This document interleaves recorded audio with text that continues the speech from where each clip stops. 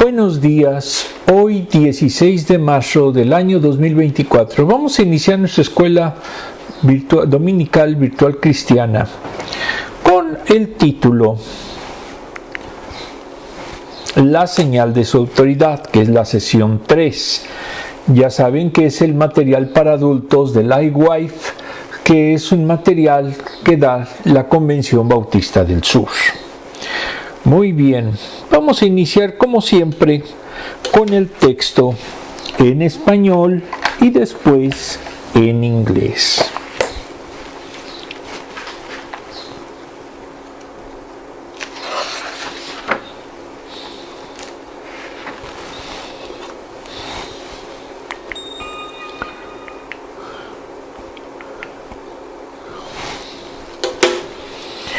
Dice la idea central: Jesús obra de una manera que va más allá de nuestras expectativas.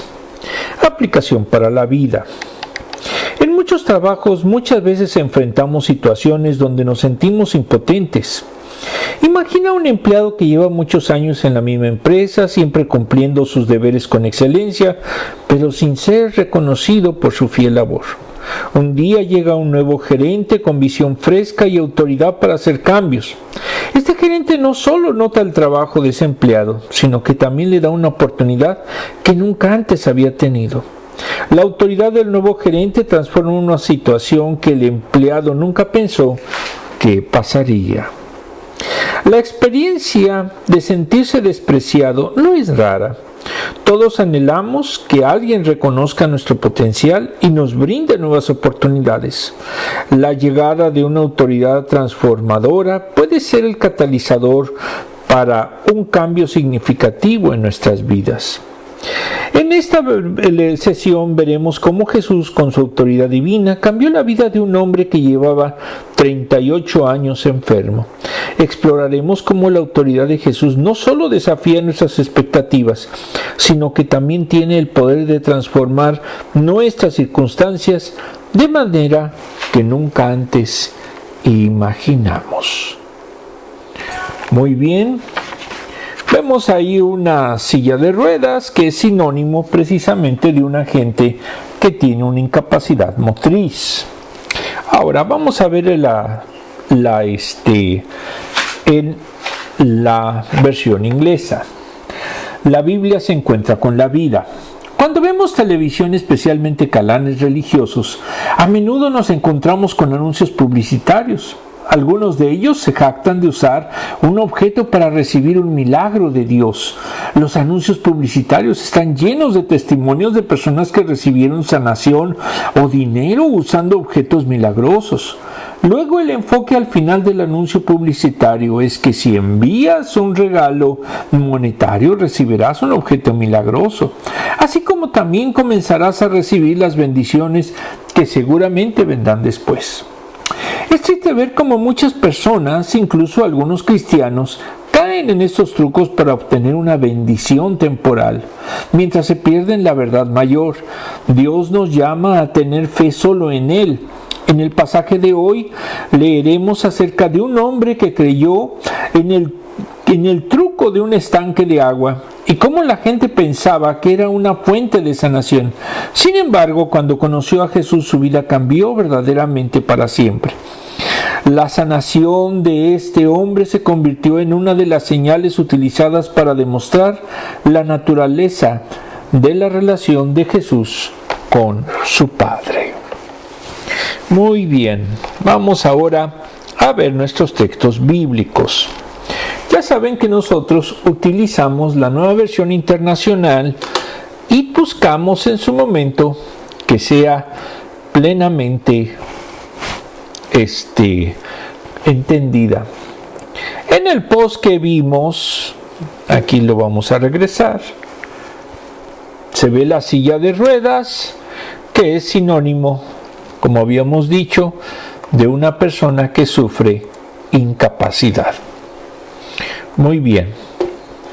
El texto bíblico comienza con Juan 5, del 1 al 7.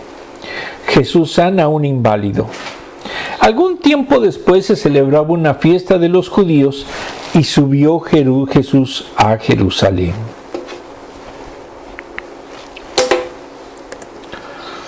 Había allí, junto a las puertas de las ovejas, un estanque rodeado de 5 pórticos, cuyo nombre en arameo era Betzata, variante Betseda o Betsaida.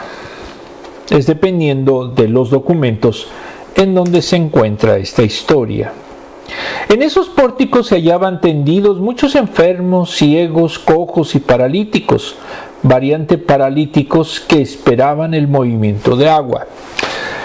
Esa frase de movimiento de agua no existe, fue un agregado.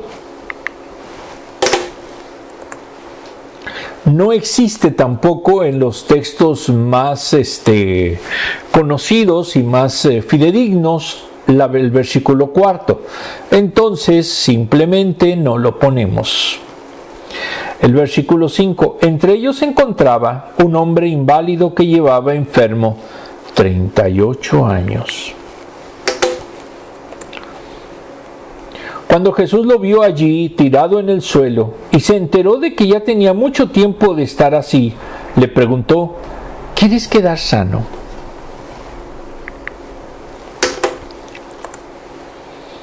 Señor, respondió, no tengo a nadie que me meta en el estanque mientras se agite el agua, y cuando trato de hacerlo, otro se mete antes.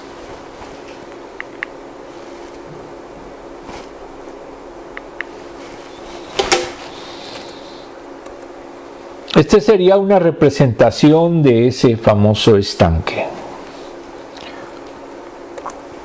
Vamos a ver, contexto, ¿qué es autoridad? De acuerdo al Diccionario Teológico Ilustrado de Francisco Lacueva, editorial CLIE, nos dice que este vocablo entró al castellano en el siglo XIII.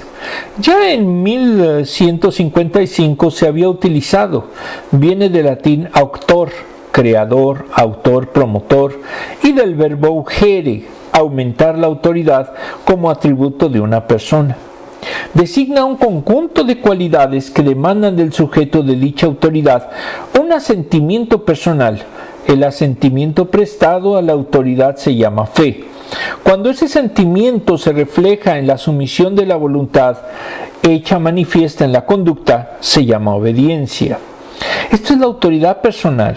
Hay autoridad de oficio, independiente de las cualidades personales de un puesto de autoridad por voluntad de Dios.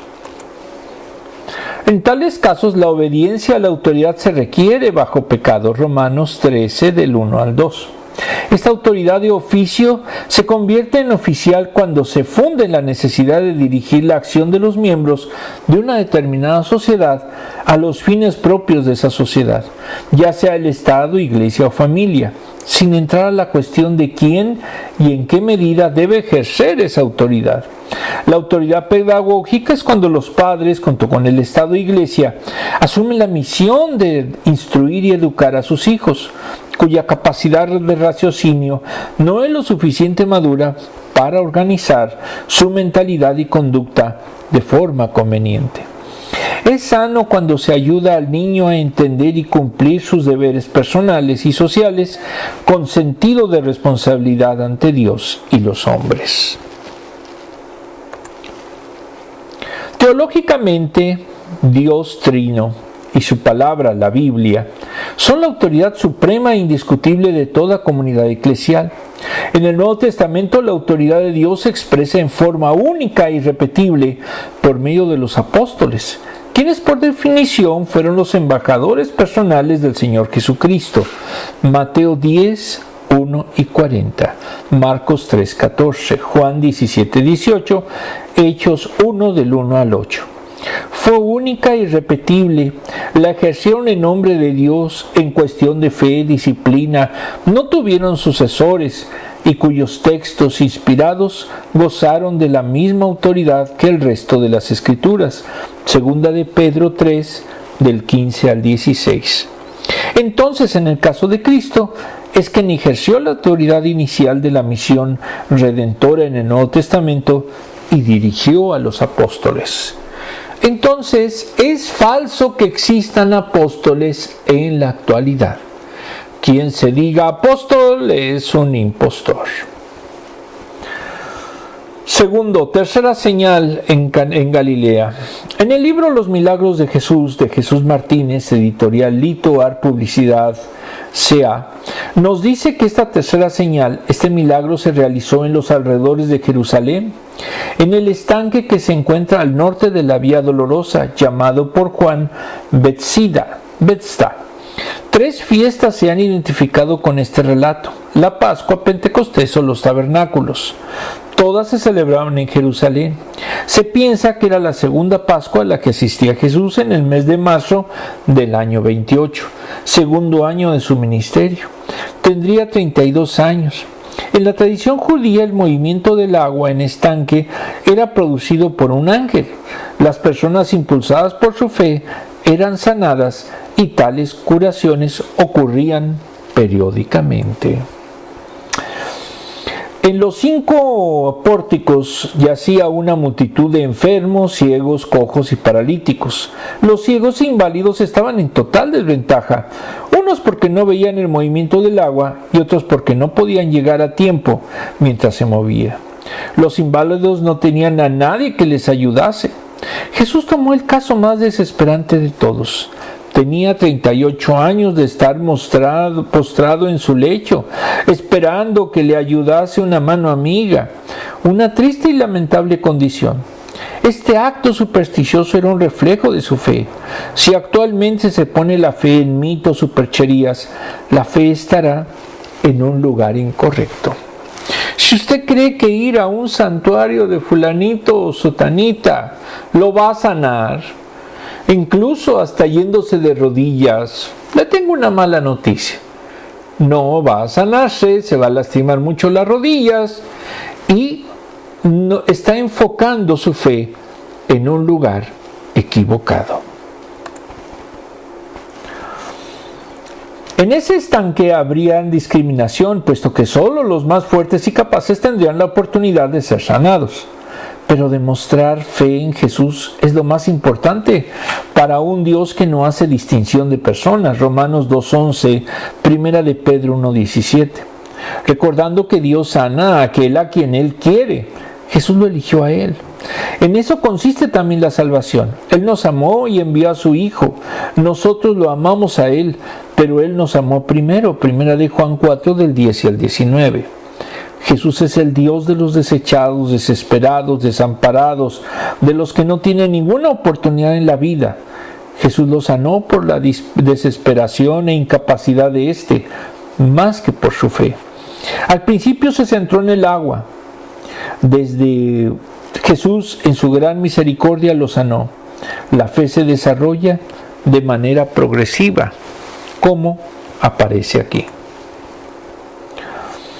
El milagro se realizó en sábado, pero los judíos se habían hecho del Shabbat una carga muy pesada, difícil y complicada de guardar. Estaban más pendientes de las formas que de la manera de cómo debían de observarlo y guardarlo. Habían olvidado lo más importante de ese día, el ser humano. Marcos 2:27.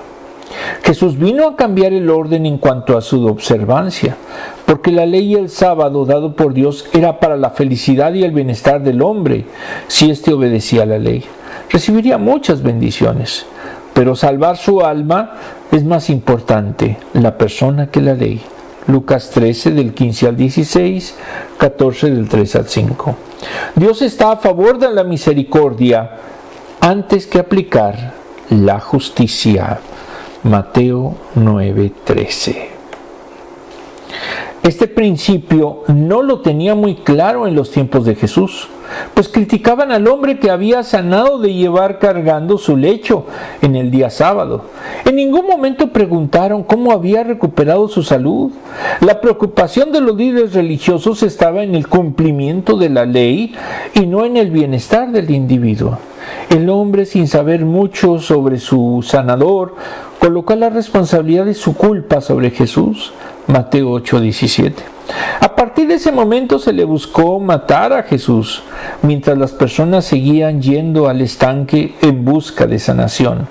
Los líderes religiosos lo confrontaron por decir que era igual a Dios, que perdonara pecados y las personas eran restauradas en poder. Su poder lo hacía excepcional. Juan 5:18. Pero para Dios la salvación es lo fundamental y está por encima de normas o el criterio religioso, por bueno que sea. Versículo 1, tomamos del libro Juan de Samuel Pérez Millós, editorial CLIE. Comentaremos los versículos de este milagro. El autor titula los versículos 1 a 47 como confrontación en Jerusalén y del 1 al 9 la sanidad de un paralítico. Juan nos dice que no nos dice qué fiesta era. Si la relacionamos con 7:2, era la de los tabernáculos. Descarta que haya sido la Pascua. No se dice nada de los discípulos, aunque se presume que estaban con él. Subió a Jerusalén.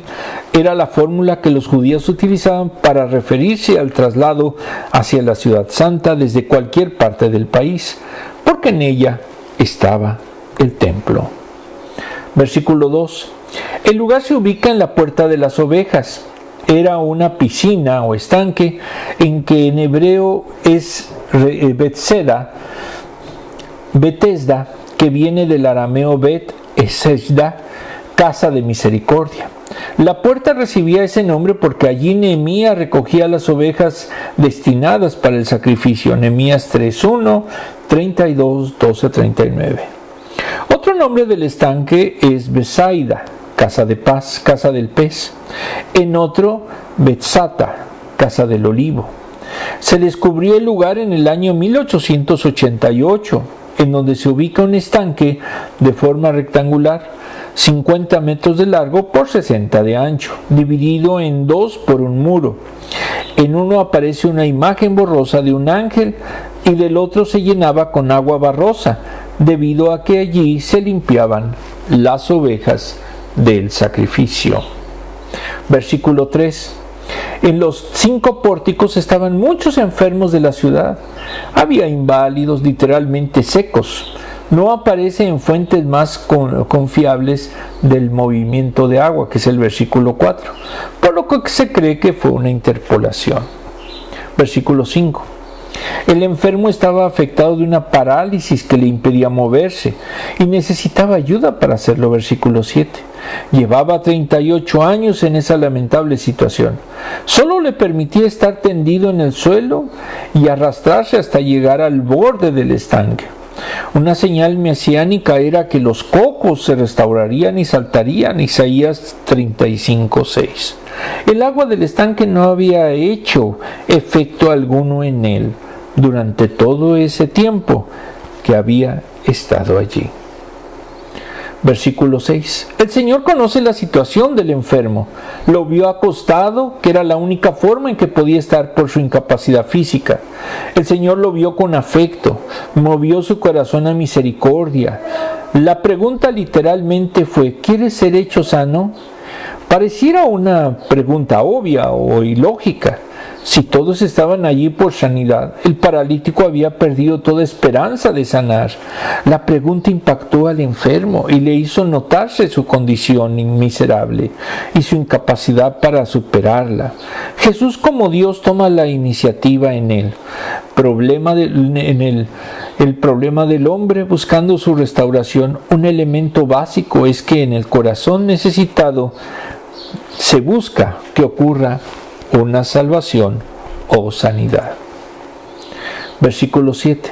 El incapacitado respondió: tú me preguntas si quieres que yo responda que no puedo. Respondió: tú me preguntas si quiero, yo te respondo que no puedo. Se centró en su impedimento, ni siquiera contestó la pregunta de si quería ser sano.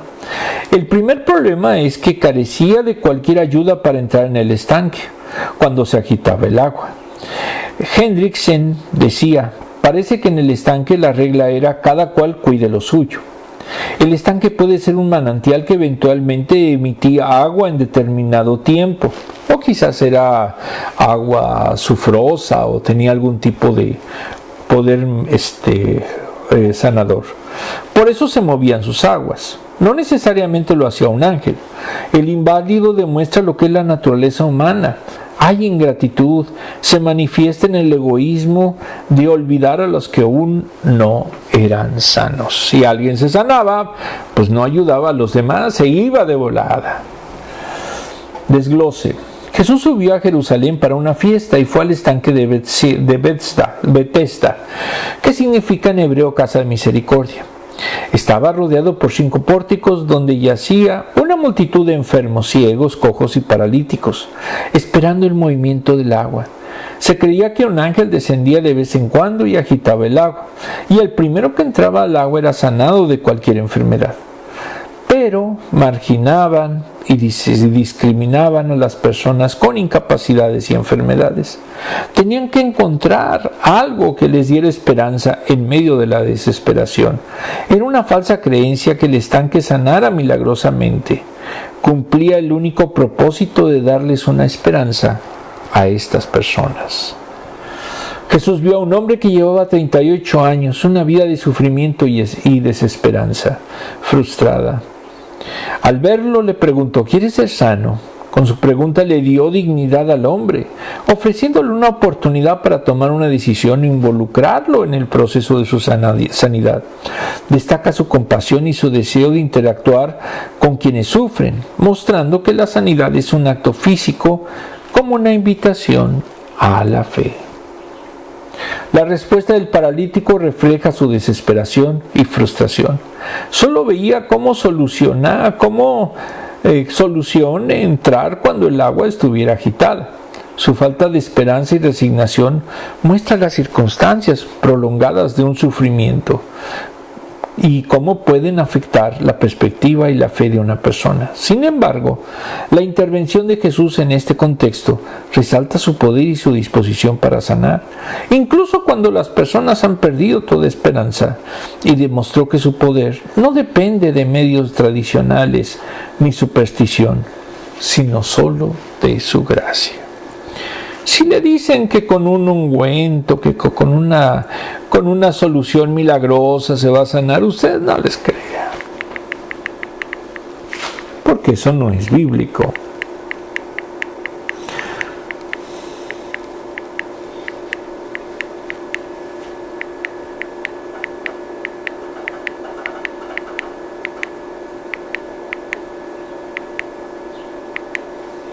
Muy bien.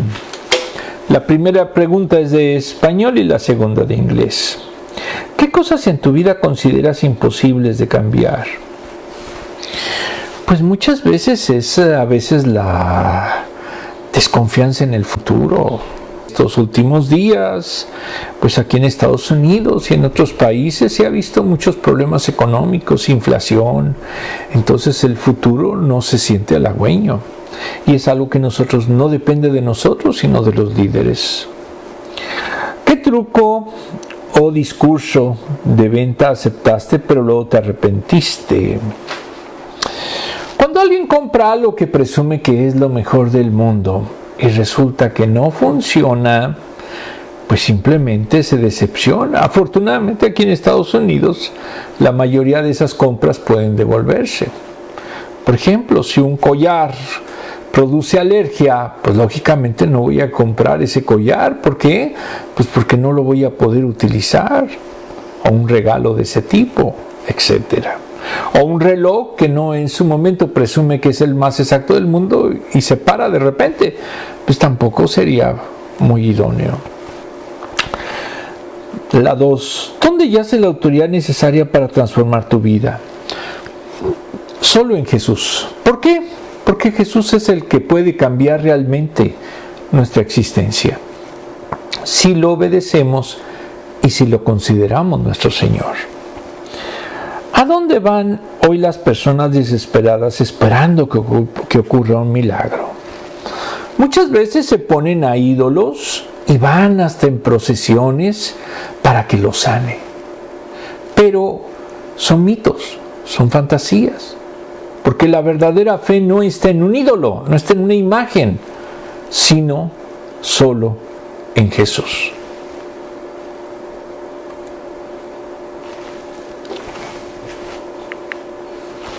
Juan 5 del 8 al 11. Levántate, recoge tu camilla y anda, le contestó Jesús. Al instante aquel hombre quedó sano, así que tomó su camilla y echó a andar. Pero ese día era sábado.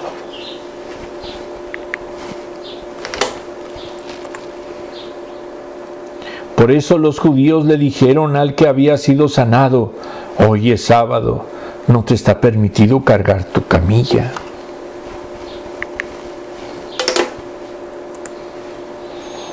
El que me sanó me dijo: recoge tu camilla y anda, le respondió.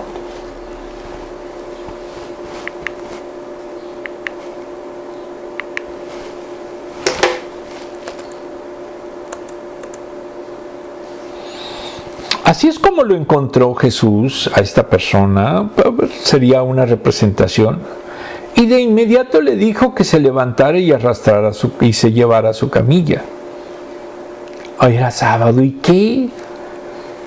Aquí lo que él buscaba en su momento esa persona era que se sanara, y Jesús le dio la salud. ¿Cómo era Jesús? No sabemos, por eso no lo representamos, al menos en este medio. Versículo 8. La sola palabra de Jesús es suficiente para sanar al enfermo. Es demostración de su omnipotencia. Le dio la instrucción de levantarse, tomar la camilla donde se recostaba y andar. Es sorprendente. Tenía 38 años en esa condición. Solo un milagro puede proporcionar sanidad, estabilidad y fuerzas para caminar, sin ningún tipo de rehabilitación. Necesitamos reconocer nuestra impotencia, que nos pone en condiciones de disfrutar de la omnipotencia del Señor. Su recuperación fue total. Esa orden también refleja que nadie ni nada puede resistirse a la ejecución de aquello que Dios determina. Versículo 9. El hecho de levantarse, tomar su lecho y caminar, se aprecia la magnitud del milagro. Superando una discapacidad de 38 años. Fue inmediata, repentina. El enfermo quedó sano. Tan solo al pronunciar su palabra, recibió el mandato de tomar su lecho y caminar, e hizo las dos cosas. Es un milagro admirable e imposible para el hombre, pero para los detractores de Jesús era una violación a las reglas sabáticas. Además de hacerlo en Jerusalén, el centro del mundo religioso judío, los fariseos establecieron reglas ridículas, como no poder dar 2 puntadas con aguja en hilo, o cuando escribían más de 2 letras, en lugar de considerarlo idóneo para ayudar a los necesitados, querían una total quietud. Versículo 10. Como grito de guerra, los judíos increparon. Increpar significa reprender con dureza y severidad al que había sido sanado, diciéndole que era ilícito que cargara su lecho en sábado. Las actividades de ese día, los judíos las habían regulado. Los rabinos de esa época enseñaban que por lo menos 39 obras quebrantaban el descanso sabático. Por ejemplo, hacer y deshacer un nudo, apagar una lámpara, etc. Tampoco nadie podía llevar una carga. Por eso los reprendieron.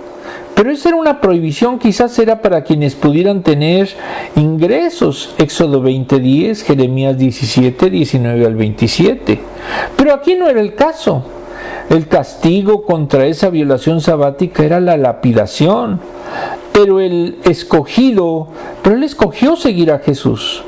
Esos fanáticos no vieron el milagro ni la solución milagrosa del problema de ese ser. Por eso dicen que tenían una piedad aparente. Versículo 11. Su respuesta fue que obedecía instrucciones de aquel que le había sanado. Fue el testimonio de alguien que pone de manifiesto la autoridad de Jesús. Con su sola palabra lo sanó. Desde luego que iba a obedecerle, porque lo liberó de un mal de 38 años de antigüedad. Los hipócritas veían con interés el quebrantamiento del sábado, pero ignoraron la misericordia, poder y gracia de Jesús, manifestada en haber sanado a un enfermo. No se detuvieron para glorificar a Dios por el milagro, sino que se enfurecieron contra Él por haberlo hecho en sábado. Pretenden agradar a Dios en el cumplimiento literal de la ley, pero ignoraban la gracia de Dios orientada hacia los necesitados de ella. Jesús era el único que podía decirle lo que debería de hacer. Desglose. Jesús le dijo al paralítico: levántate, toma tu lecho y anda. Son palabras en modo imperativo que reflejan una orden directa y poderosa. Restableció su salud con autoridad, con el poder de su palabra. No necesitó rituales o ceremonias. La fe y obediencia del hombre bastaron para ser sanado. El hombre no solo pudo pararse, como llevar su lecho y caminar, mostrando la restauración completa de su cuerpo. El hombre sanado tomó su lecho y anduvo. Esto destaca la fe del exparalítico en la palabra de Jesús. Lo dijo y fue sanado. El milagro ocurrió en sábado, establecido por Dios como el día de descanso. En la ley judía, cargar un lecho en sábado se consideraba una violación del día de reposo. Jesús demostró que su autoridad y compasión trascienden las restricciones de las costumbres judías, dando prioridad a la sanidad y bienestar del hombre antes que las interpretaciones estrictas de la ley. Es un recordatorio de que las normas humanas no limitan la obra de Dios. Hay muchas sectas que tienen en su momento al sábado como supuestamente sagrado y también ponen un sinfín de prohibiciones, imitando a lo que eran esos fariseos del siglo I.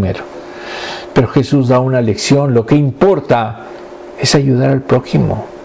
¿Por qué? Porque el sábado debe de buscar la felicidad de la persona. Ahora, recordemos que fuimos expulsados de la religión judía en el siglo I.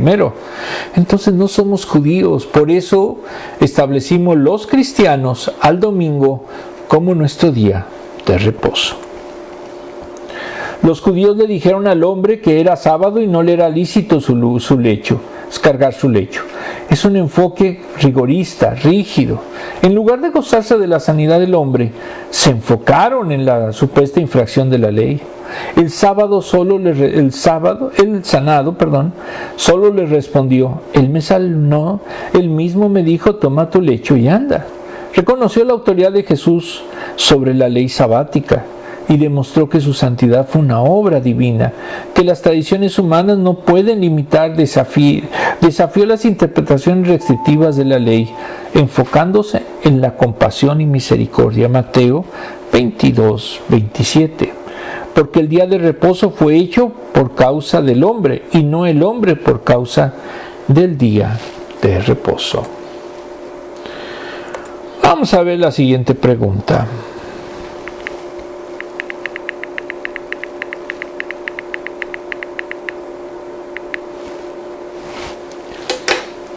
¿A qué jerarquía de autoridades te sometes en la vida?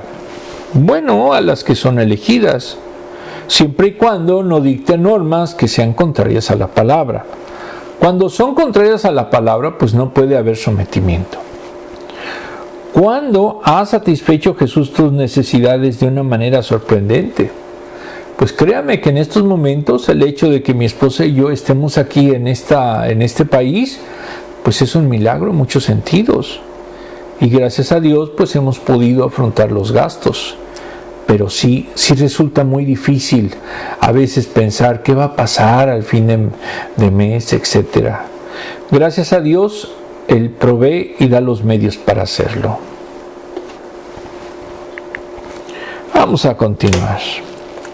Los últimos textos. Juan 5 del 17 al 20. Pero Jesús le respondía: mi Padre aún hoy está trabajando y yo también trabajo. Así que los judíos redoblaban sus esfuerzos para matarlo, pues no solo quebrantaba el sábado, sino que incluso llamaba a Dios su propio Padre, con lo que él mismo se hacía igual a Dios. Entonces Jesús afirmó: ciertamente les aseguro que el Hijo no puede hacer nada por su propia cuenta, sino solamente lo que ve de su Padre, lo que ve que su Padre hace. Porque cualquier cosa que hace el Padre, lo hace también el Hijo.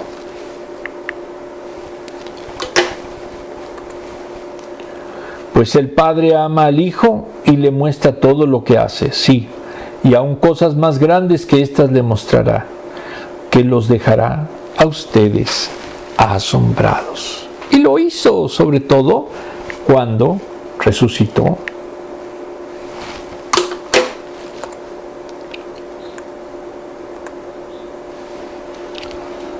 Porque el Padre ama al Hijo y le muestra todas las cosas que Él hace. Eso es también algo muy importante en los hijos. Si uno tiene hijos, hay que mostrarles todo lo que uno sabe para que puedan en su momento crecer. Contexto, versículo 17. Jesús responde a los que lo acusan de desacato a la ley porque ellos formularon acusaciones que Él llegó a percibir. La respuesta eleva a Cristo al lado de Dios en su condición divina y da el enfoque de que la actividad divina no cesa ni aún en sábados, porque el trabajo de creación cesó el séptimo día, pero continúa con el de sustentación. La afirmación de que como Dios Padre trabaja, así también Jesús, demostrando la unidad con el Padre. Jesús se sitúa al lado y junto a Dios. Por la filiación divina, el Hijo del Hombre tiene la misma autoridad y gloria del Padre. La sanación del paralítico fue obra del Padre, porque era el Padre quien actuaba en el obrar del Hijo, o se manifestaba en él. Versículo 19. Jesús tenía y tiene el mismo poder del Padre. Por eso podía hacer obras en sábado. Es el poder del versículo 17. Por eso Él podía hacer obras el sábado. Es el poder de la naturaleza divina de Cristo. Al trabajar ambos del mismo modo, la unidad divina es evidente. Juan presenta a Jesús como el Logos, que tiene como misión revelar al Padre. 1:18, ya dijimos que cuando nos señalemos de qué libro es de Juan. De manera que solo haciendo las obras del Padre puede poner de manifiesto el obrar divino. Esto pone de manifiesto la unidad en la substancia divina y la semejanza del Hijo al Padre en todo, dando a entender su igualdad con Dios. Entonces, ante los fariseos, Jesús se declara Dios. Al mencionar al Padre, denota que la misma autoridad que hay en el Padre la tiene el Hijo. El Padre hizo todas las cosas mediante el Hijo, 1:3, las conserva y salva. Versículo 18. La hostilidad hacia Cristo aumenta y se le busca matarle. Pasaron a ser instrumentos para ejecutar la obra internamente establecida por Dios y para que el Hijo había sido enviado más adelante. El odio de los judíos contra quien era el Mesías aumentó hasta culminar en la entrega a muerte del Hijo de Dios. El Verbo encarnado, ellos comprendían que el hacerse Señor del sábado y por vinculación directa por el Padre, se estaba haciendo igual a Dios. Entonces primero se le acusó de que quebrantó la ley por hacer obras de sanidad en sábado y hacer llevar cargas a otro ese día. Y segundo, llamar a Dios su Padre. Se hacía igual a Él por su relación filial. Los versículos 19 a 47 los titula el autor El discurso de Jesús, en el que se comenta que Jesús respondió largamente a su aseveración. No comprendían de que mi Padre trabaja y yo trabajo. Al explicarlo, dijo que el obrar del Hijo se manifiesta como dependiendo constitutivamente del Padre. Sus poderes también son divinos, como por ejemplo dar vida. El operar del Hijo se vincula con lo que ve hacer al Padre. No puede hacer nada por sí mismo. Obedece la voluntad del Padre. Está totalmente sometido a su voluntad. 4:34, 8:29, Hechos 17. El ver cómo actúa el Padre equivale a entender, debido a su identidad. El Hijo es la luz de Dios que viene a este mundo. 1:9. Esa luz es el resplandor de la gloria del Padre y la imagen de su sustancia. 1:9 y 8:12. Versículo 20. La relación entre el Padre y el Hijo se sustenta en el amor mutuo. Utiliza el amor fileo, que entraña el amor en su intensidad emotiva y afectiva. El Padre le comunica todo lo que Él hace porque lo engendra. Hay una entrega absoluta, que no se reserva nada, porque todo lo que hace es por el Hijo. Sin Él nada de lo que es hecho fue hecho. 1:3. Todo cuanto el Padre tiene, lo tiene el Hijo. Eternamente le pertenece y tiene. El Padre se expresa absolutamente a sí mismo en el Hijo. Por eso, nadie conoce al Padre sin el Hijo. En cada una de las dos personas está el conocimiento divino del otro. Esto es por naturaleza la actividad del Hijo. Coincide con la del Padre. Entonces el obrar de ambos es idéntico. Reflexión. Del libro 95 tesis para la nueva generación de Lucas Magnin, editorial CLIE, tomamos la número 5. Las ideas tienen consecuencias. Por eso conviene revisar muy bien lo que pensamos y creemos. Este autor, inspirado en las ideas de Lutero y adaptadas a la vida moderna, nos dice que antes de Lutero aparecieron gentes reformistas como Pierre Baldot, John Wycliffe y Jan Hus. Querían reformar la Iglesia mediante una purificación de las costumbres, santificación individual y eclesial. Girolamo Savonarola era famoso por organizar la hoguera de las vanidades. Era una quema pública de objetos lujosos y asociados con la vida libertina. Era un acto de denuncia de la Venecia renacentista gobernada por los Medici. Esto le hizo enemigos como el Papa Alejandro VI, que lo excomulgó y lo condenó a la hoguera. Cuando fue quemado Lutero, tenía 14 años.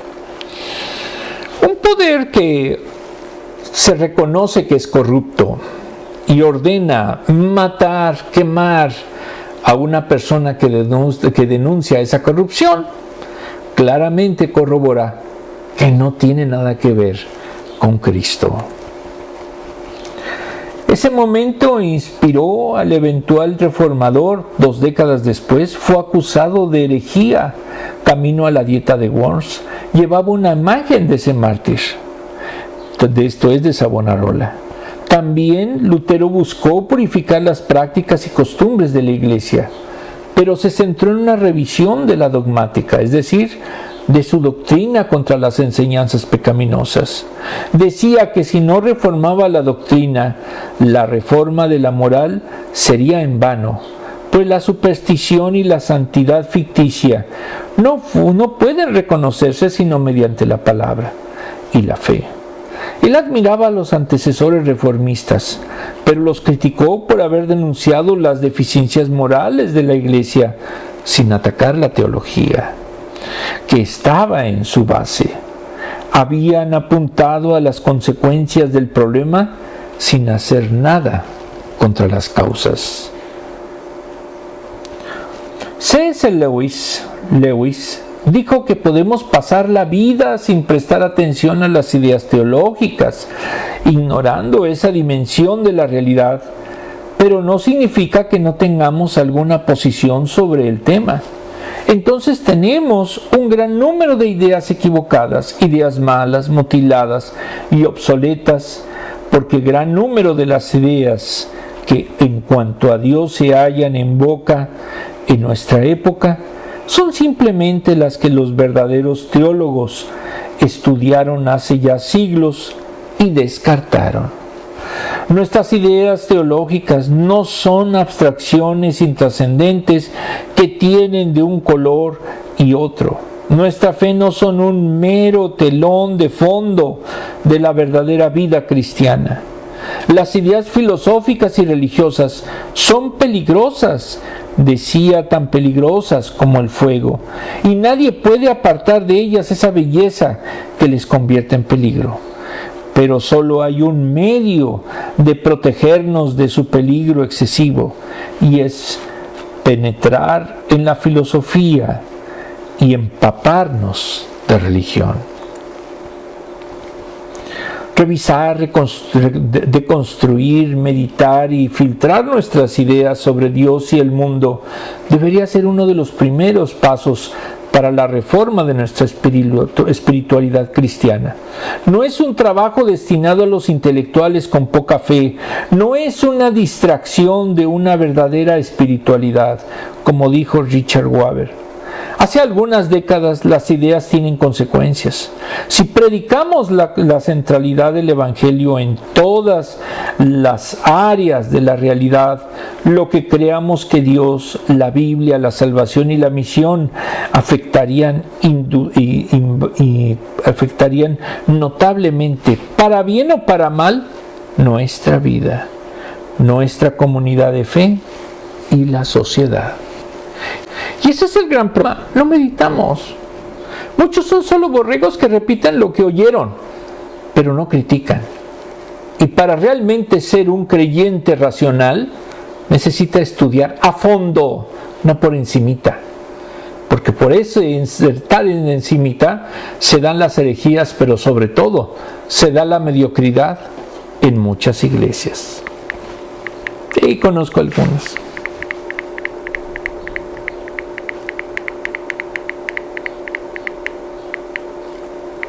Las últimas dos preguntas.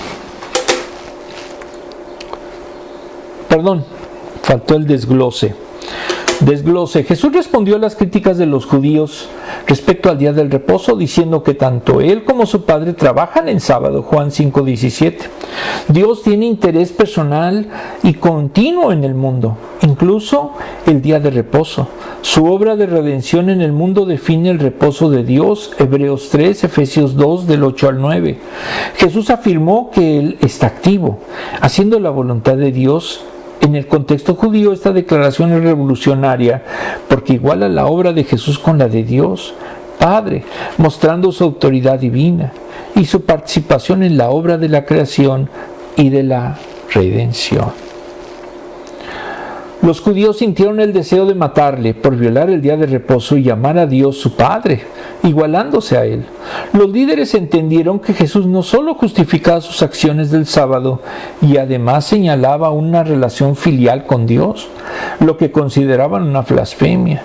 Esa actitud demuestra la incomprensión sobre la identidad de Jesús, su misión y su ceguera espiritual que tenían, lo que provocaba que trataban de apedrearlo o matarlo, como finalmente sucedió. Jesús afirmó la unidad perfecta entre el Padre y el Hijo. En sus acciones y voluntad Jesús no actuaba independiente. Cada acción refleja la obra y deseo del Padre. Esto destaca su naturaleza divina y su papel en la misión que Dios le encomendó. Pablo describe cómo Jesús, siendo en forma de Dios, no consideró el ser igual a Dios como cosa a que aferrarse, sino que se despojó a sí mismo, tomando forma de siervo, perfecto y suficiente.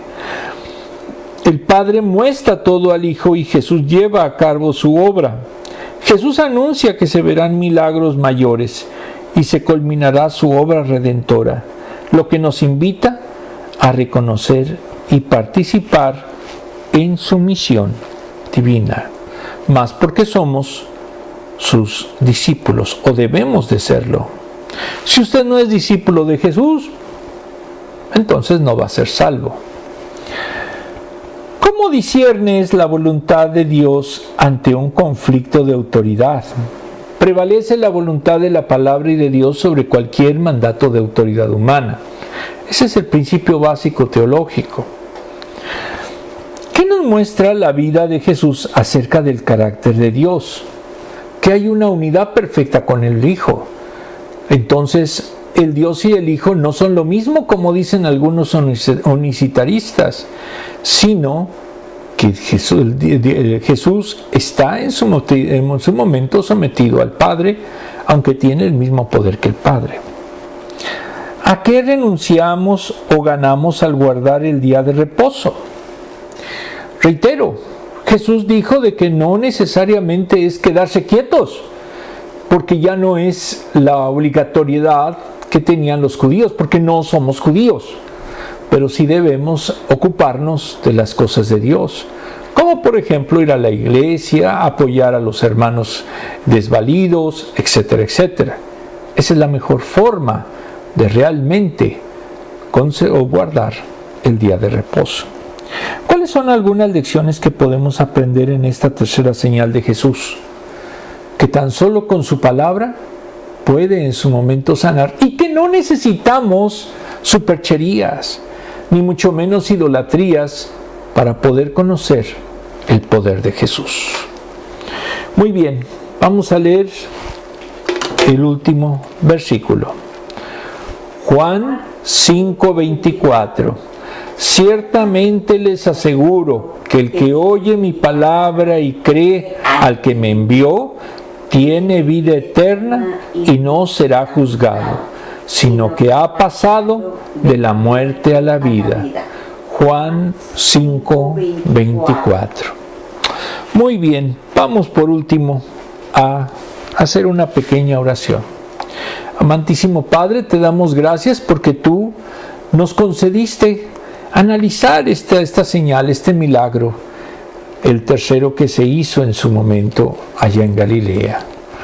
Porque Señor, tú hiciste bien clara una mención a través de tu Hijo, que tienen una unidad sustancial el Padre y el Hijo, que el Hijo puede hacer lo mismo que el Padre y todo lo que hace está en concomitancia con la voluntad del Padre.